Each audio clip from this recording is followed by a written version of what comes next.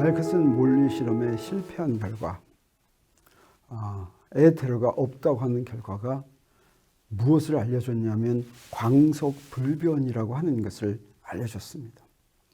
광속불변을 그대로 보면 무슨 말이냐면 빛의 속도가 안 변한다 이런 뜻인데, 빛의 속도가 공기 중의 속도나 물에 가는 속도나 또는 뭐 유리 속도나 이게 같다 이런 뜻이 아닙니다.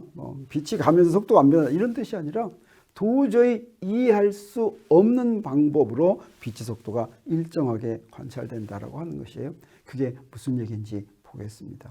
그러기 위해서는 먼저 속도 덧셈 법칙이라는 걸 알아야 되는데, 우리 상대 속도의 덧셈 법칙 이 얘기입니다. 자, 뭔가 속도를 알려면 우리 무엇을 해야 되냐면 먼저 비행기가 어디 있는지 알려면 어떻게 해야 됩니까? 기준계를 그려야 되죠. 그래서 여기다 기준계를 이렇게 그립니다. 그러면 어떻게 되냐? 원점에서부터 x만큼 됐다 이렇게 얘기합니다. 그러니까 원점이 있어야지, 그런 기준이 있어야지 거리가 얼마인지 알고 그 거리가 변하면 속도를 측정하죠. 그런데 그 기준계는 하나만 정할 수 있는 게 아니라 뭐 마음대로 여러 개 정합니다. 다른 기준계를 정했다라고 하면 원점이 달라지면 거기 위치도 이렇게 달라지죠.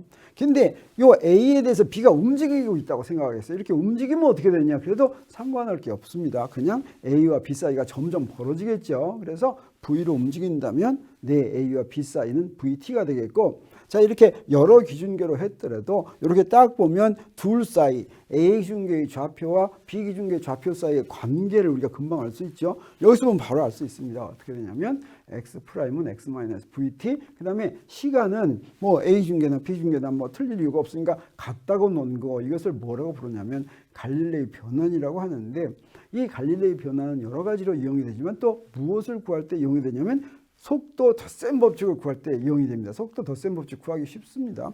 자, 위식을 아래식으로 이렇게 나눌 것 같으면 이렇게 되는데, 바로 이 t분의 x가 이게 바로 뭡니까? 속도입니다. 그런데 이 속도는 어디서 보느냐에 따라 속도가 다 달라집니다. 그래서 그 기준계에 따라서, 그래서 이름을 붙여야 되겠어요. 그래서 t분의 x는 우리가 A 기준계의 좌표죠. 그래서 비행기를 C라고 한다면 요거 VC라고 놓겠어요. 이게 바로 비행기를 A 기준계에서 본 속도. T'분의 X'은 B 기준계에서 본 속도. 그 다음에 V는 뭐였습니까? A 기준계를 본 B 기준계의 속도죠. 그래서 여기다 그대로 집어넣습니다. 여기 그대로 집어넣으면 어떻게 되냐? 그러면 요게 CB가 되겠죠. 또 요거는 VCA가 되고 요거는 VBA가 되죠. 그래서 요 순서를 이렇게 바꾸면 VCA는 VCB 더하기 VBA, 이런 속도 덧셈 법칙이 나오는데, 이 속도 덧셈 법칙은 외우기가 굉장히 좋습니다. 여기 CA가 있으면 CA가 있고 가운데다가 요거 다른 걸 이렇게 집어넣을 수가 있는 거예요. 그래서 여기 상대 속도에 기준되는 물체가 바뀌면 그 물체를 양쪽에 이렇게 같이 집어넣기만 하면 언제든지 성립하는 거, 이게 바로 속도 덧셈 법칙입니다.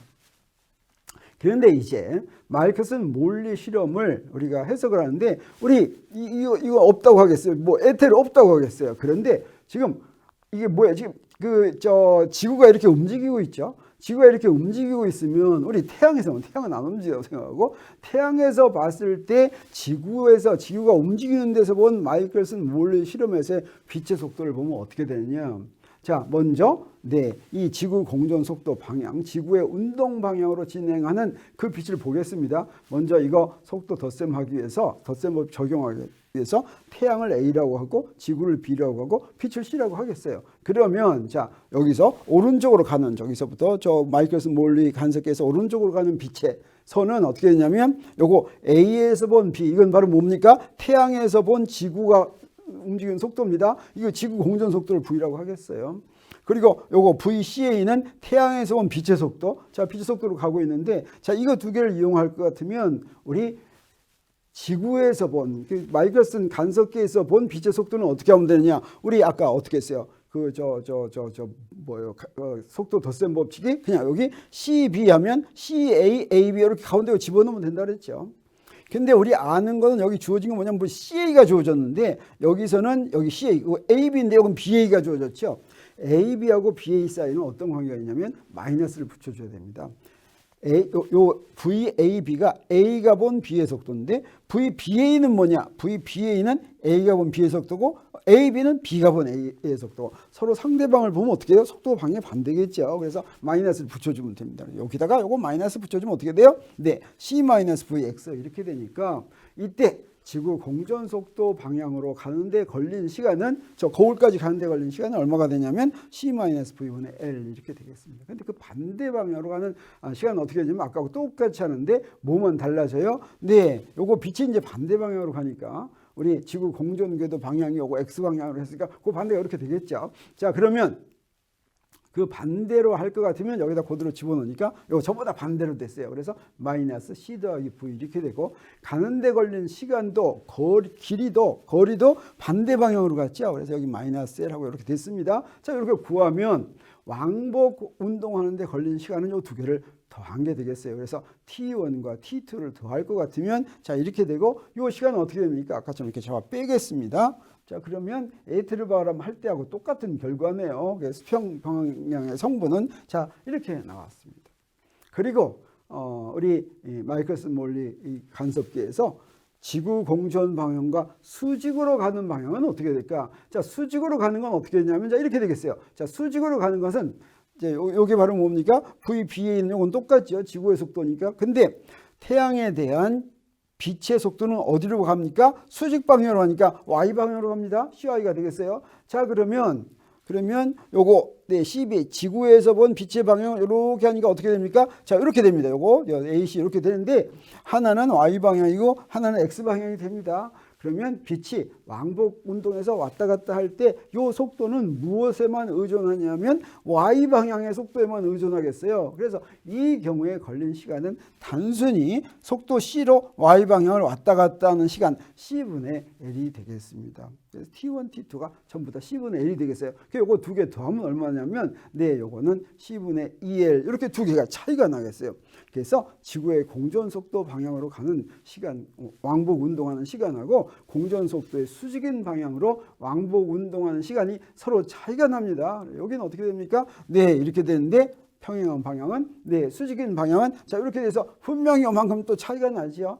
그러면 어때야 되겠습니까? 마이클슨 몰리 실험계의 간섭무늬가 나타나야 된다라고 하는 거죠. 그래서 에테르가 없어도 간섭무늬는 그대로 관찰되어야 하는데 이 간섭무늬가 관찰되지 않는다라고 하는 거죠. 그러면 이건 무슨 얘기냐? 네, 바로 속도 덧셈 법칙이 성립하지 않는다. 어떤 방향으로든 빛의 속도가 지구의 운동과는 상관없이 똑같은 속도로 갔다는 뜻이 되겠습니다. 그것을 광속불변이라고 얘기하는데 이 광속불변을 조금 다르게 여러분한테 설명하겠어요. 정말 이해가는지 보세요. 네, 여기 이렇게 기차가 있다고 하겠습니다. 기차의 속도는 이거 KTX라고 한다면 뭐 시속 300km 이렇게 가면 되겠죠. 자, 그 뒤에 내가 뜁니다. 얼마로 뛰냐면 네, 사람을 C라고 하면 C의 속도는 VCB는 요 기차에 대한 겁니다. 기차에서 뛰는 거예요. 그러면 요거 이 시속 20km를 내가 뛴다고 하겠어요. 그러면 땅에서 볼 때, 지면에서 볼 때 사람의 속도는 얼마가 되겠습니까? 지면에서 볼 때 기차가 시속 300km로 가고 기차 위에서 기차에서 볼 때 속도가 시속 20km면 지면에서 보면 얼마로 가겠습니까? 여러분 바로 생각납니까? 여러분 머릿속에는 이 속도 덧셈 법칙이 들어있어요. 근데 바로 320km 두 개 더하면 되죠. 이게 바로 이 속도 덧셈 법칙인데 광속 불변이란 무엇을 얘기하냐면 여기에 지금 사람이 있는데 사람이 시속 20km로 가는 게 아니라 지금 광속으로 간다는 뜻이 되겠어요. 지금 광속으로 가면 어떻게 하냐 이렇게 물어보는 겁니다. 자, 그러면 기차에 대한 사람의 속도가 광속이면 네, 지면에 대한 사람의 속도는 얼마야 되겠습니까?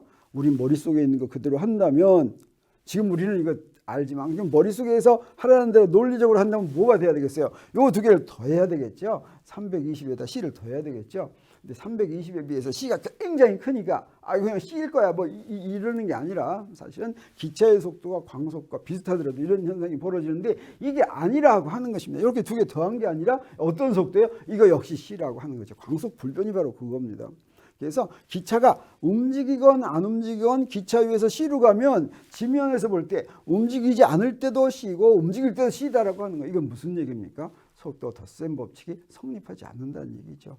바로 무슨 얘기예요? CA가 C고 CB도 C인데 어때요? VBA 이거 기차 갑니까 안 갑니까? 이게 절대 0이 아니죠. 그래서 이 속도 덧셈 법칙이 성립하지 않는다라고 하는 이해할 수 없는 이런 현상을 마이클슨 몰리 실험의 결과가 우리한테 알려주는 것입니다. 그런데 이게 그 결과로 끝나는 것이 아니라 사실은 이것이 20세기 초, 19세기 말에 굉장히 큰 문제점으로 대두됐습니다. 왜 그러냐면 19세기 말에 물리학이 자연을 정복했다 그랬죠. 뭐든지 다 안다 그랬죠. 그 뭐든지 다 알게 만들어준 게 바로 뭐였습니까? 뉴턴의 역학과 그다음에 맥스웰의 전자기학이었습니다.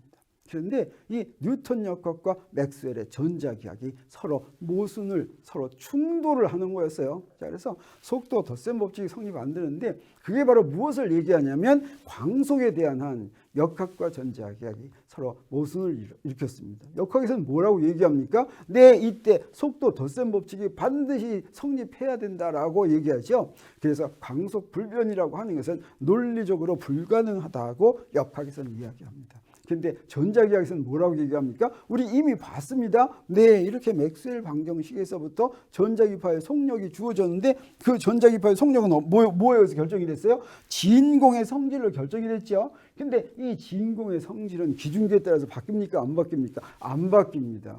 기준계하고 전혀 상관이 없어요. 다시 말하면 광속은 기준계와 상관없이 진공의 성질로 하나로 딱 결정이 되죠.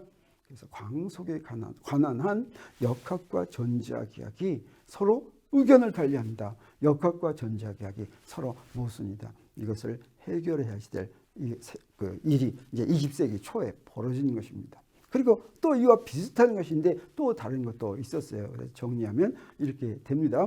마이클슨 몰리 실험에서는 에이틀의 바람이 없어도 간섭무늬가 관찰돼야지만 됐고, 그 다음에 이 간섭무늬가 관찰되지 않는다고 하는 것은 무슨 말이냐면 빛에는 속도 덧셈 법칙이 적용되지 않는다. 이것을 광속 불변이라고 불렀다고 했죠. 그런데 이 빛의 속력이 서로 상대적으로 움직이는 두 기준계에서도 관찰되지 않는 거, 이거를 광속 불변이라고 하는데, 오히려 전자기학에서는 어떻습니까? 전자기파가 빛이라고 이제 알게 됐는데 그 파동 방정식은 우리한테 무엇이라고 얘기해 주냐면 광속은 당연히 불변이다라고 이야기해 준다고 하는 것이죠. 그래서 19세기 말에 이렇게 역학과 전자기학이 서로 모순이 된다는 중요한 문제가 대두되었던 것입니다.